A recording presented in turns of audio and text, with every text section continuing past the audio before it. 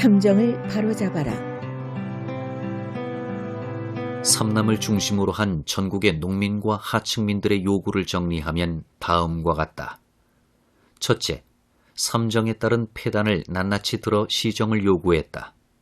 둘째, 부정을 저지른 수령과 구실아치를 죽이거나 내쫓았다. 셋째, 관련 문서를 불태우고 곡식을 꺼내 빈민에게 나누어 주고 무고한 죄인을 풀어주었다.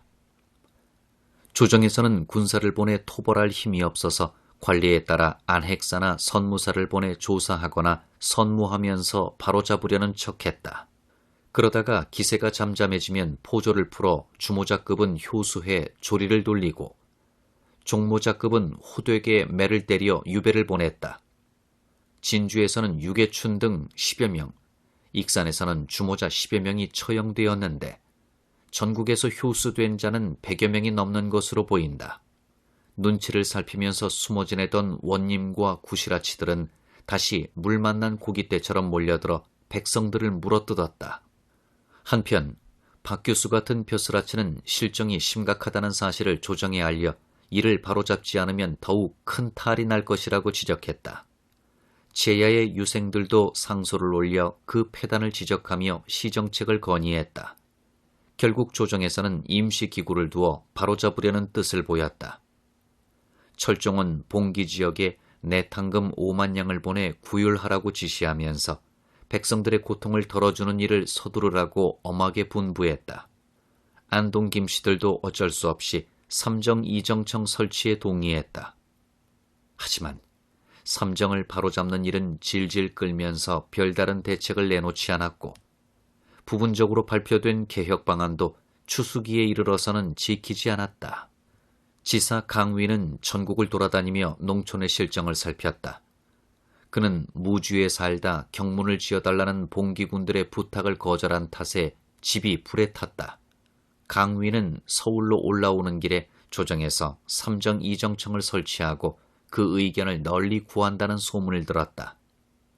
하지만 농민 봉기의 조짐을 익히 알고 있던 그는 시기가 너무 늦었다고 생각했다.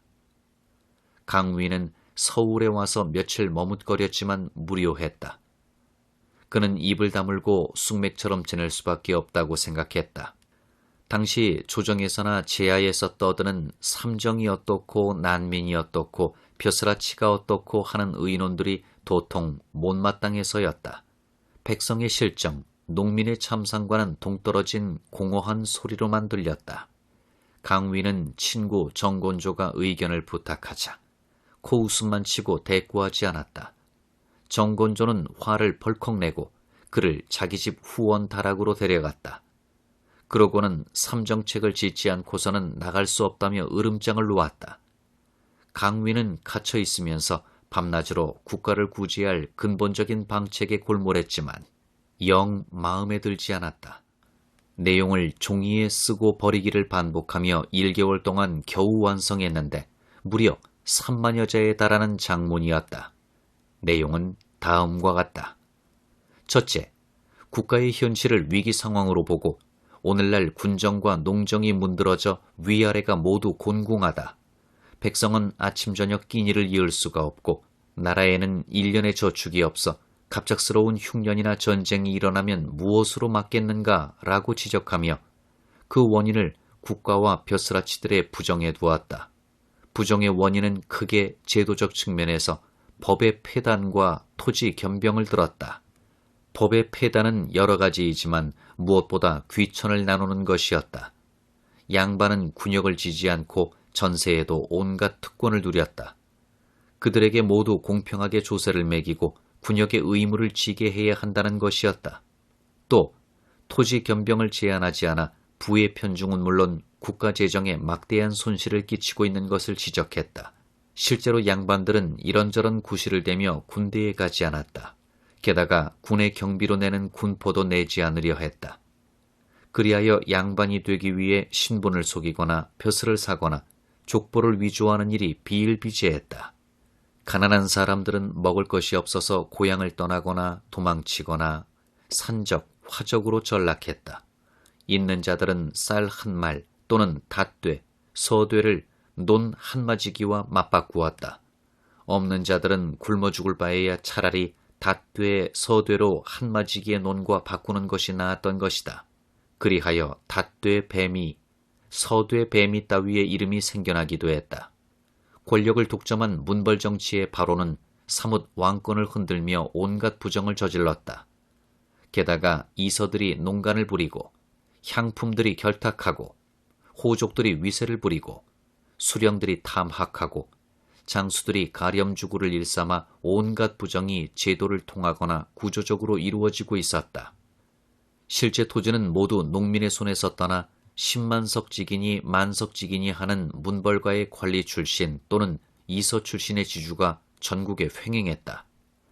둘째, 이런 부정부패를 뜯어고치려면 군주의 독단이 필요하다고 했다. 군주가 이리 흔들리고 저리 흔들려서는 왕권이 확립될 수 없을 뿐더러 조그마한 개혁도 이룰 수 없다고 보았다. 오래된 낡은 법을 시의에 맞게 뜯어고치고 잘못된 제도를 근본적으로 바로잡으려면 왕권을 강화해야 한다는 것이었다. 몇 사람이 권력을 쥐고 흔들어 왕을 나약하게 만드는 것으로도 모자라 법이나 제도를 고치려면 벌떼처럼 일어나 반대만 일삼는 당시 조정의 풍토로는 아무것도 할 수 없었다. 그로 인해 수령은 왕의 명령을 무시하고 이서는 수령을 농락하고 백성은 이서를 무시했다.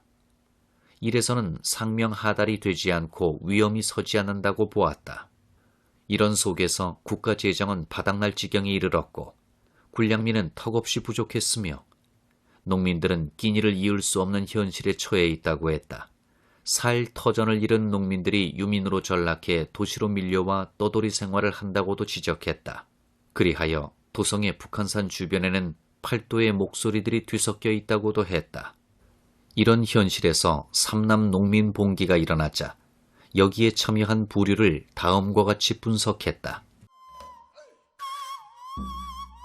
향품은 여기에 참여하지 않았고 사족도 여기에 참여하지 않았으며 이서가 여기에 참여하지 않았고 평민으로 스스로 만족해 하는 자도 여기에 참여하지 않았다.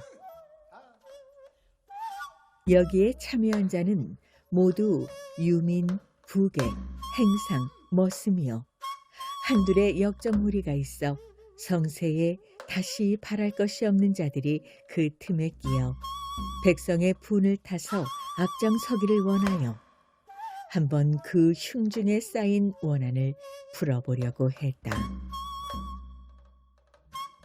그리고 한 곳에 정착해 있는 농민들은 마지못해 따라갈 뿐 정작 밀란을 이끄는 자들은 정처 없는 백성들이라 했다. 그 중에서도 보부상 조직의 가장 기초 단위의 우두머리인 접장이 그 전위 행동대가 된다고 보았다.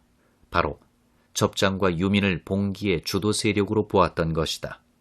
이들 수만 명이 흰 두건을 쓰고 몽둥이를 든 채 관할을 습격하면 수령들이나 이서들은 물론 군사 지휘권을 쥔 병사들이나 영장들이 목숨을 부지하기 위해 꽁지가 빠지게 달아난다며 통탄했다. 강위는 삼남 농민 봉기에만 초점을 맞춘 것이 아니었다. 앞 시대의 잘못을 지적하고 새롭게 전면 개혁하지 않으면 앞으로 이런 일은 꼬리를 물고 일어날 것이라고 내다보았다.